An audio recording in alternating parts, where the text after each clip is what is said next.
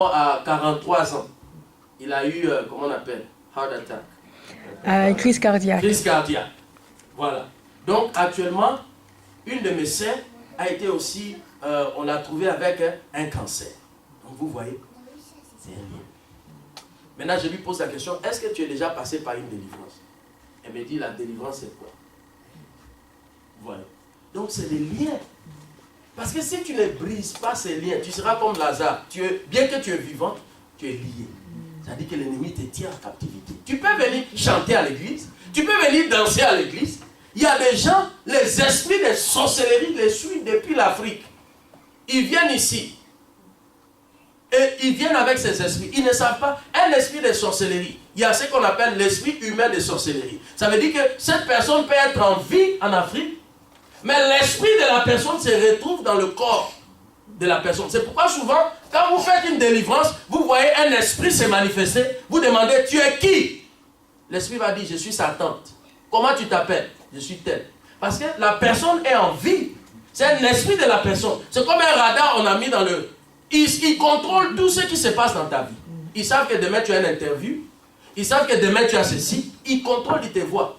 Il y a des gens souvent tu entends quelqu'un dire, il dit quand on t'appelle au téléphone, tu as l'impression qu'il y a des échos. C'est comme on a mis un, comment on dit, haut-parleur. Ils sont en train d'entendre tout ce que tu dis. Et c'est vrai, c'est réel. Un jour j'ai prié, vous savez la délivrance c'est important. C'est pour nous. Dieu a donné la délivrance à son église. La mission de l'église c'est prêcher la bonne nouvelle, guérir ceux qui ont le cœur brisé, guérir les malades, libérer les captifs, ouvrir les yeux des aveugles. Parce que si ce n'est pas à l'église que les gens peuvent obtenir la délivrance, où ces gens vont aller? Parce que le problème spirituel, tu ne peux que régler ça avec les choses spirituelles. Ce n'est pas physique. C'est pourquoi vous voyez des gens, ils sont malades. Quand ils vont à l'hôpital, on regarde, on fait des examens, on ne voit rien. Parce que si c'est un esprit, le microscope ne peut pas voir un esprit. C'est seulement ceux qui ont les yeux spirituels qui peuvent voir un esprit. Amen. C'est pourquoi c'est important. C'est important vraiment de chercher la face de Dieu. Un jour, il y a un frère camerounais qui il avait trop de problèmes. Il a fini ses études, tout, il avait un diplôme. Je ne sais pas comment on appelle PhD ici, c'est un niveau élevé. C'est après le bac, non, le bac, non, le bac, après le bac. Comme un master. Voilà, doctorat. Il avait tout, mais il n'avait pas de papiers. Il avait des problèmes. Il était marié.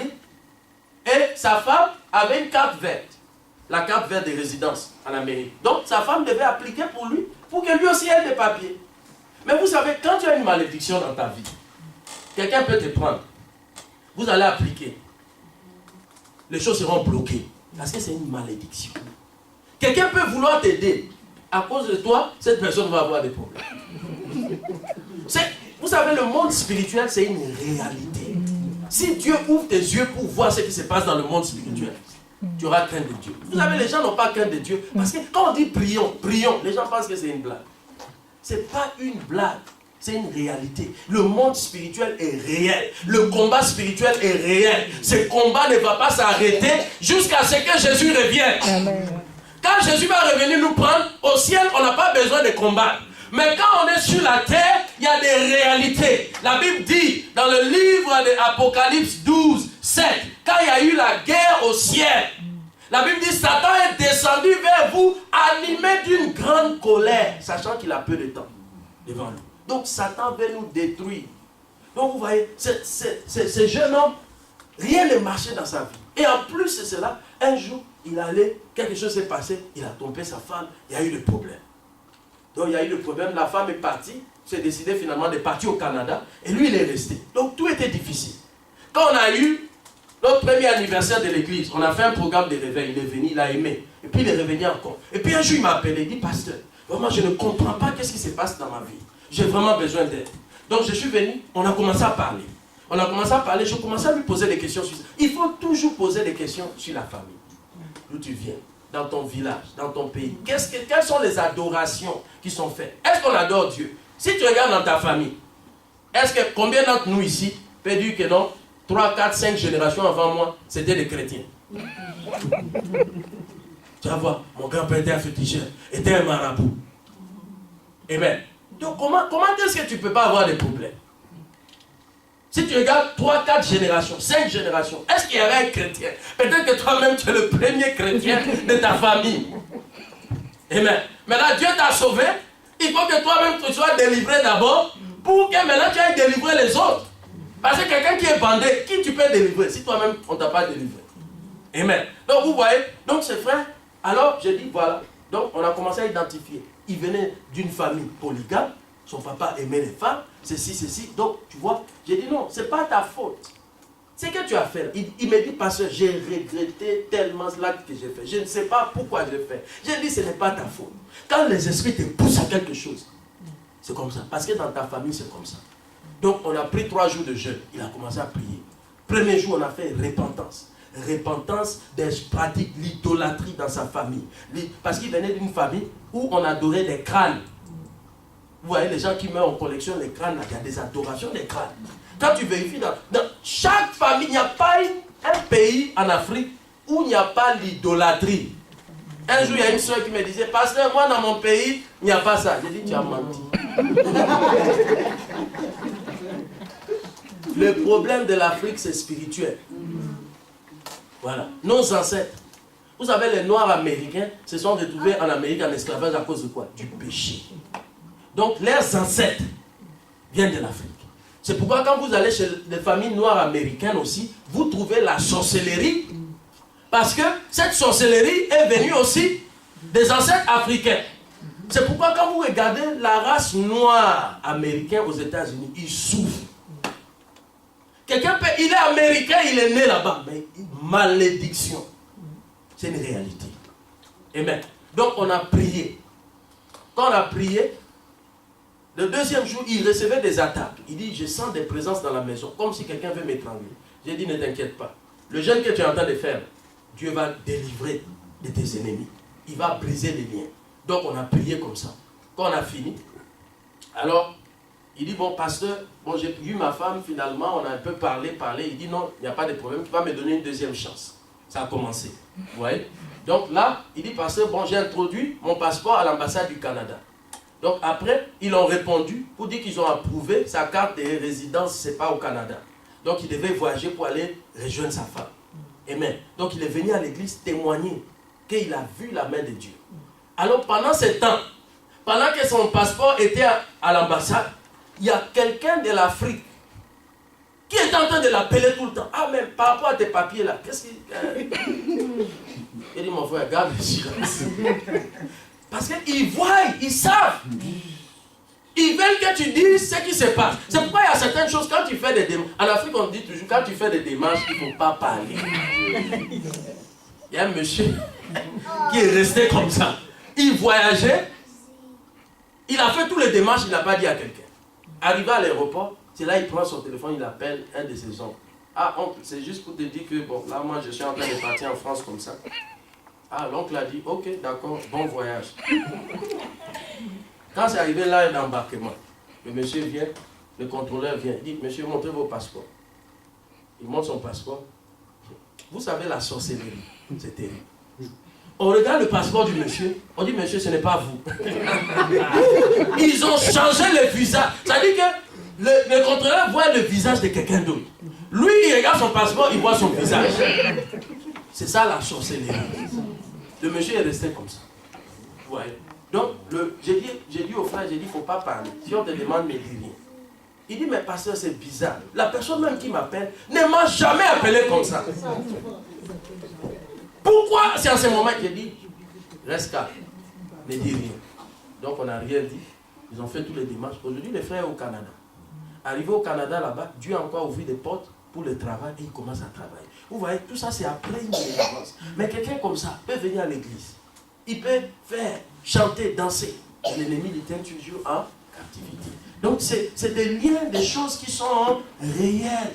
C'est pourquoi, quand on dit, on supplie les gens souvent de venir à l'église, on n'a pas besoin. Si tu comprends les choses qui se passent. J'ai vu tellement de choses dans la délivrance. Qu'il y a des choses que tu découvres même que le diable fait, c'est terrible. Il y a une soeur qui est venue d'un autre état, qui est venue pour sa délivrance. La soeur ne comprenait pas. Chaque fois qu'elle fait une application au niveau de l'immigration, pour sa carte verte, chaque fois qu'elle envoie le dossier, Les dossiers, on dit toujours qu'on n'a pas retrouvé. Ah, vous n'avez pas envoyé parce que nous, on n'a pas reçu. Un jour, elle a fait un mail certifié. Ça veut dire que quand ça arrive, la personne doit signer. Après, quelques temps, elle appelle là-bas, on dit qu'on n'a pas reçu. Il dit non, c'est quelque chose. Il y a quelque chose qui ne va pas. Alors, quand elle a appris qu'on faisait la délivrance, elle a jeûné et puis elle est venue. Quand on a commencé à prier, manifestation, un esprit de sorcellerie. Ils disent non, c'est nous, on a bloqué. Il ne faut pas qu'il va... Vous savez, un esprit de sorcellerie, c'est un esprit de jalousie, c'est pas possible.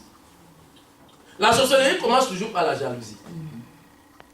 Et puis, on a commencé à prier. L'esprit dit non. D'ailleurs, c'est nous. On ne veut pas qu'elle soit heureuse. C'est nous, on a tué son petit frère. On ne savait pas que son petit frère était mort. Mais vous savez, quand vous faites la délivrance, il faut souvent aussi avoir les discernements. Parce que les esprits, souvent, ils peuvent dire certains mensonges. Donc, l'esprit dit que non, on a tué son petit frère. On dit, mais comment vous l'avez tué? Il dit, on a levé son cœur de son corps. Donc, on a prié. Il dit, c'est nous qui faisons que son dossier, c'est nous, on vole ça.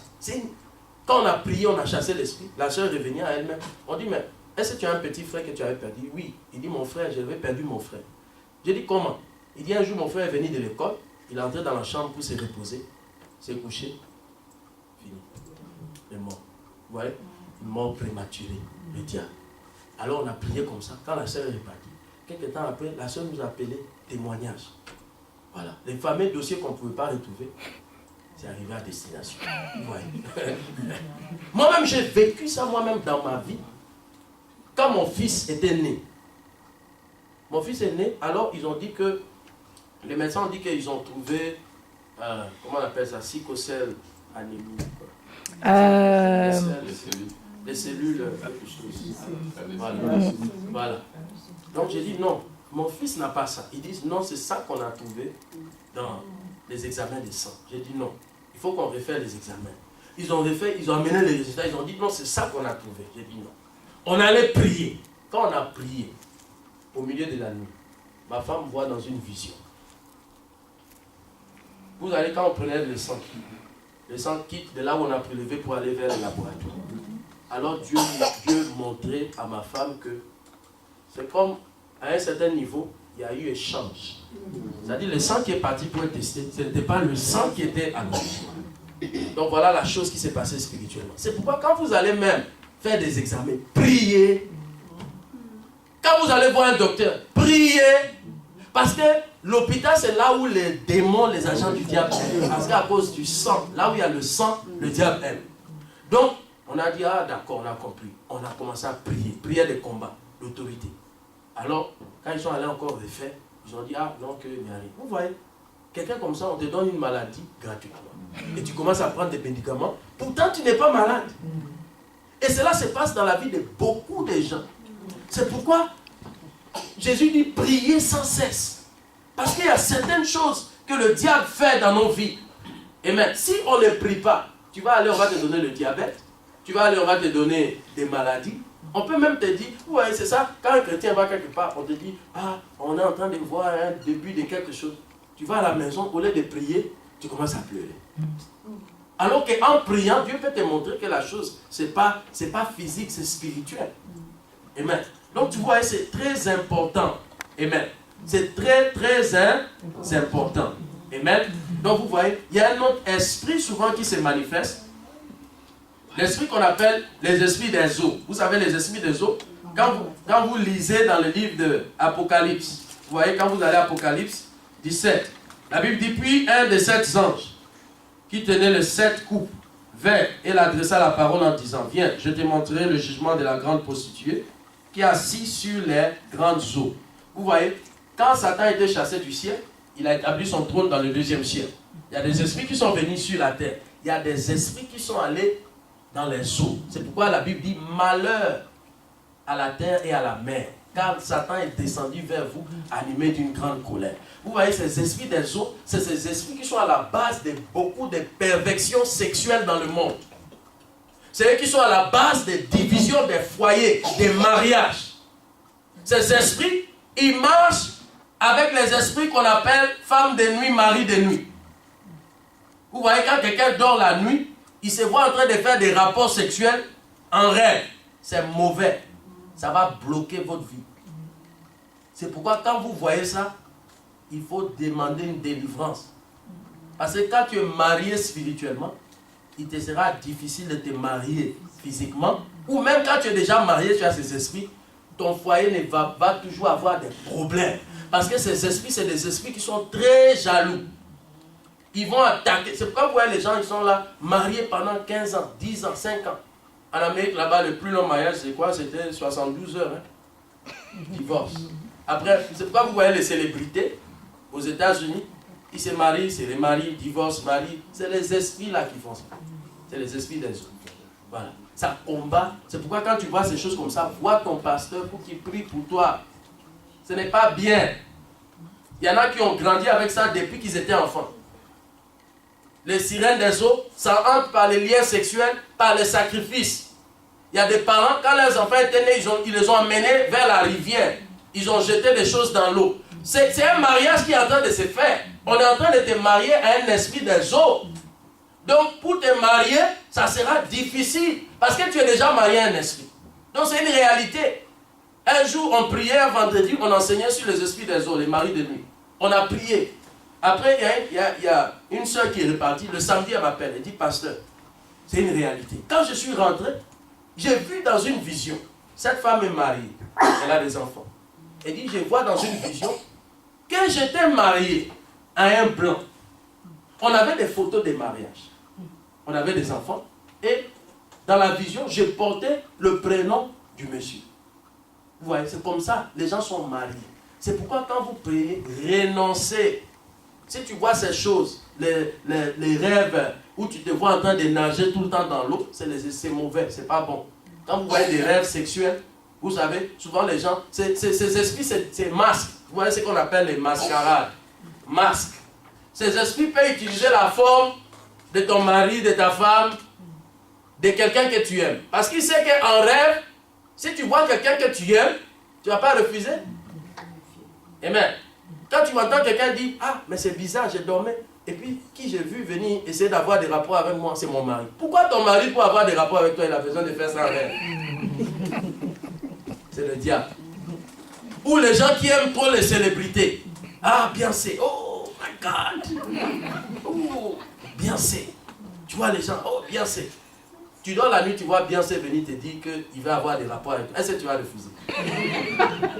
Parce que déjà le diable sait que tu aimes Beyoncé. Amen. Donc le diable prend toujours ce qu'on aime pour nous attaquer. Donc les liens sexuels, c'est pourquoi le sexe, il faut que tu sois marié. C'est des liens terribles que le diable utilise. Terrible. Amen. Terrible. Quand vous entendez, je disais l'autre fois dans une église quand je prêchais, je dis souvent on entend toujours que il y a une soeur qui a fait tomber un pasteur. Pourquoi on ne dit pas qu'il y a un pasteur qui a fait tomber une soeur? Parce qu'on pense toujours que ces esprits, c'est seulement les femmes. Mais les hommes ont aussi ces esprits. Parce que toi qui es pasteur, quand on t'invite quelque part, tu restes à l'hôtel, c'est toi qui appelles la soeur. Est-ce que c'est la soeur qui a commencé? Donc pourquoi maintenant quand tu tombes, on dit, ah, il y a une soeur qui a fait tomber ses pasteurs, vraiment ce n'est pas normal. Mais on ne dit jamais que c'est un pasteur qui a fait tomber la soeur. Aujourd'hui nous voyons beaucoup de pasteurs faire tomber les fidèles. Amen. Parce que quand tu viens voir un pasteur dans ton bureau pour la prière, et puis il te dit, bon, Jésus dit, bon, comme dans la Bible, je ne sais pas dans quel passage j'ai oublié, où on devait prier pour quelqu'un, il est monté dessus. Voilà, tu vois, c'est biblique. Donc, vous voyez que c'est biblique. Donc, comme les chrétiens aussi. Moi, je me dis, quand j'écoute ces choses, je dis, mais les gens eux-mêmes, est-ce qu'ils ne pensent pas?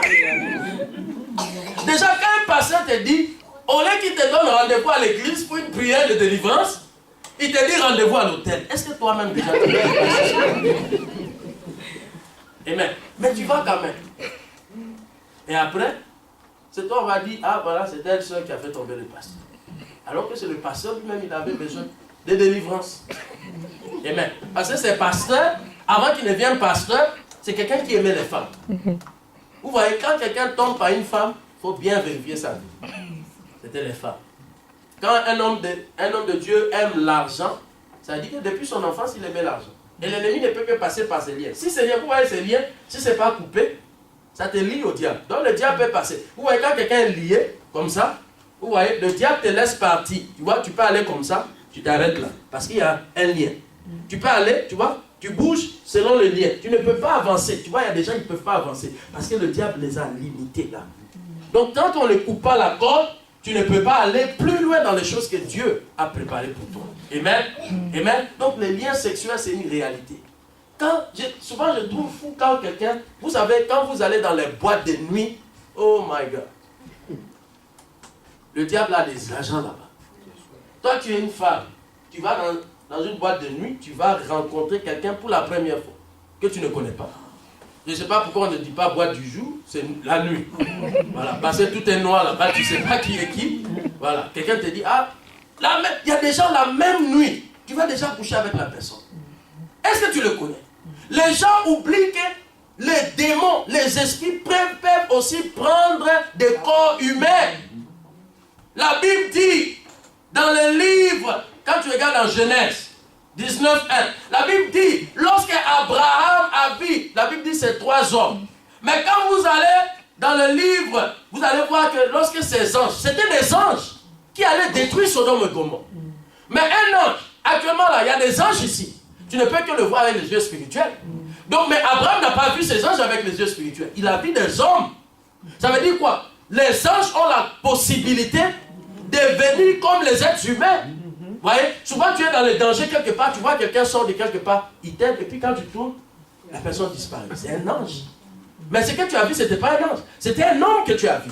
Donc, la Bible dit qu'Abraham les a donnés à manger. Un ange. Est-ce qu'un ange mange? C'est pour dire que Satan peut, des esprits, des eaux, peut posséder des gens que Satan envoie pour aller détruire des vies. Quand quelqu'un tu viens, tu couches avec un homme comme ça, ta vie est cachée. Amen. C'est pourquoi Dieu a dit, même quand tu es fiancé, même quand tu es, garde-toi pur jusqu'à ce que tu te maries. Amen. Si cet homme-là t'aime réellement, il va attendre. Ah non, si on ne fait pas, vous voyez les gens parler. Non, si on ne fait pas, en tout cas, moi je vais partir. Hein. Il faut partir. Tu ne peux pas risquer. Vous voyez les gens, ils ont déjà, vous voyez, Jésus a dit faites attention sur quel fond, sur quoi vous baptisez. Les gens avant qu'ils ne se marient, ils ont déjà posé un mauvais fondement. Ils ont déjà ouvert des portes. Parce que cet homme que tu côtoies, tu ne connais pas sa vie. Tu ne connais pas qui. Vous voyez, je vous donne un exemple. Vous voyez une prostituée. Voilà. Une prostituée. Son travail, c'est quoi? La prostitution. Imaginez, elle a fait la prostitution pendant 1 année. Combien de hommes elle a couché avec? Voilà un homme qui vient, qui est marié, qui vient coucher avec cette prostituée. Vous voyez? Cet homme-là ramasse tous les esprits pendant 1 année. Les personnes avec qui? Parce que Paul dit, ne savez-vous pas que c'est lui qui couche avec une prostituée, qui s'attache à une prostituée, devient une seule chair. Donc vous voyez, les liens, c'est comme ça, les liens spirituels. Parce que le sexe, ce n'est pas seulement un acte physique, c'est mental, spirituel. C'est pourquoi on parle de liens d'âme. Vous voyez, les gens sont liés. Leur âme est liée à des gens. Vous voyez, que des gens. C'est pourquoi dans la délivrance, tu dois renoncer à toutes ces choses, à tous ces esprits. Amen. Donc c'est pourquoi je vous dis, pendant ces mois d'octobre, trouvez un temps, faites un jeûne de 3 jours. Amen. Si tu n'as jamais jeûné, commence par préparer ton jeûne 1 semaine en avance. Si tu manges 3 fois, coupe. Chaque jour, depuis 365 jours, tu manges seulement. 3 jours de jeûne. Jeûne de délivrance. Amen. Paul, il a jeûné 3 jours. Esther et Mardoché, lorsque leur vie était en danger, ils ont jeûné 3 jours. Donc le jeûne ne va pas te tuer. De toutes les façons, si ça te tue, tu vas directement au ciel. Amen. Donc, il faut prendre un temps de jeûne. Si tu dois prendre un temps off au travail, pour la gloire de Dieu, pour toi-même ta vie. La Bible dit, depuis le temps de Jean-Baptiste, le royaume des cieux est quoi? Est forcé. Seulement ceux qui sont violents. Ou ceux qui dorment. Non, violents. Ceux qui sont quoi? Violents. Prends ça par la force. Donc tu dois prendre ce que le Seigneur a réservé pour toi par force. La Bible dit, lorsque Anne avait besoin d'un enfant, elle n'était pas assise. Elle est venue dans la maison de Dieu. Elle a dit, je ne vais pas manger ni boire, Seigneur, tant que tu ne m'exauces pas. La Bible dit qu'elle a été exaucée. Donc si tu prends aussi un temps pour jeûner, prier, chercher la face de Dieu, Dieu va te révéler la cause ou les causes des malédictions dans ta vie. Pourquoi les choses marchent pour certaines personnes mais pas pour toi. Amen. Dieu va te révéler ça. Donc dans le jeûne de 3 jours que tu vas prendre, soit tu prends un jeûne à sec, ou bien tu peux faire à eau. Ne mange pas, ne prends pas du jus. Jeûne en soupe. Non, 3 jours. Tu t'enfermes, tu pries. Amen. Vous voyez, c'est la détermination. Qu'est-ce que je veux? Un jour, il y a une femme, elle avait tellement de problèmes. Elle ne comprenait pas ce qui s'est passé. Elle allait dans une église, on a prêché. Elle a dit non, je rentre à la maison. Je vais aller jeûner 7 jours. Seigneur, tout ce qu'il y a comme malédiction dans ma vie, montre-moi. Quand elle a jeûné, Dieu l'a montré. Quand Dieu l'a montré, ça a été brisé. Après, elle a vu la bénédiction. Donc, vous savez, on doit faire la violence. Amen. Violence. Dis que trop, c'est trop. Cette année, avant que cette année s'achève, il faut que je témoigne. Tu vois, tu ne m'as pas compris. Avant que cette année ne finisse, Seigneur, je veux témoigner dans ma vie. Amen. Plus jamais les défaites. Ce que mes parents ont vécu, je ne vais pas le vivre. C'est une détermination. Tu jeûnes. Le premier jour, tu te répands. Premier jour, on ne demande rien. C'est repentance. Parce qu'il n'y a pas de délivrance sans repentance. Si mon peuple qui a invoqué mon nom, fait quoi? S'humilie. Prie.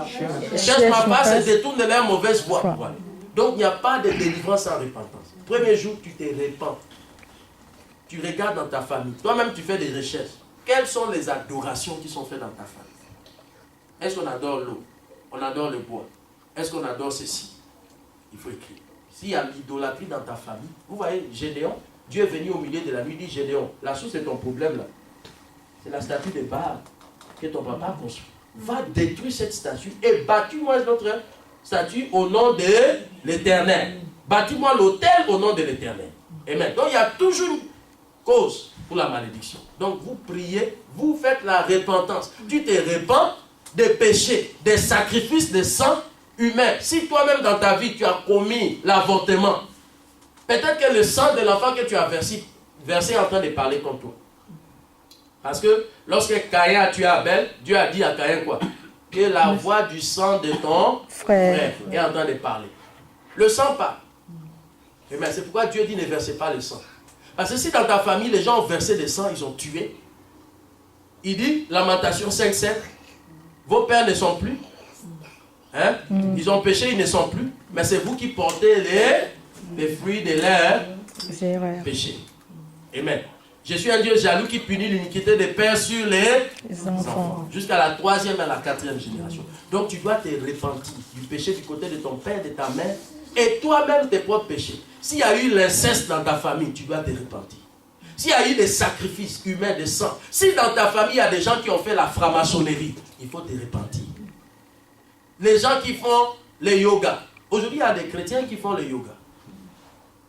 Incroyable. Dans l'église, tu es en train de faire méditation. Tu es en train de méditer. C'est des esprits. C'est Dieu qui est en train de méditer. Amen. La franc-maçonnerie. Si tu as pratiqué le mormon, comment on appelle ça, non, mormon? Maman. Voilà. Mormon, c'est ça? Voilà. Parce que chez les mormons, les gens font des baptêmes de mort. C'est des pratiques démoniaques. Si tu es allé, tu as fait baptême de mort, c'est grave pour toi. Donc tu as intérêt à faire repentance. Tu dois te repentir. Vous voyez pourquoi c'est important de se repentir. Donc le deuxième jour, tu dois renoncer à toutes les malédictions de ta famille. Voilà. Toi, tu n'es pas sorcier. S'ils font pratique de la sorcellerie, tu renonces. Seigneur, je renonce à toutes les pratiques de sorcellerie dans ma famille. Tu renonces. Toutes les malédictions. Si c'est les divorces, tu renonces. Si c'est malédiction de pauvreté, tu renonces. Parce que c'est important de renoncer à ces choses. Renoncer à tous les sacrifices qui ont été faits en ton nom. Les jours où tu étais né, peut-être qu'ils ont versé le sang, ils ont coupé un poulet ou un bœuf. Tu dois renoncer. Tout sacrifice qui a été fait en mon nom, je renonce à cela au nom de Jésus. Parce que la Bible dit, Il y a seulement un seul sacrifice qui a été fait, c'est le sacrifice de Jésus-Christ. Tout autre sacrifice en dehors de Jésus, ça ne te concerne pas. Donc tu dois renoncer à cela. Et le troisième jour, tu adores Dieu. Tu le bénis parce que tu crois que Seigneur, tu m'as révélé, tu m'as délivré, tu le rends gloire. S'il faut que tu viennes à l'église pour que le pasteur prie pour toi, le pasteur va prier pour toi pour briser les liens. Parce que Jésus a dit, délier, il n'a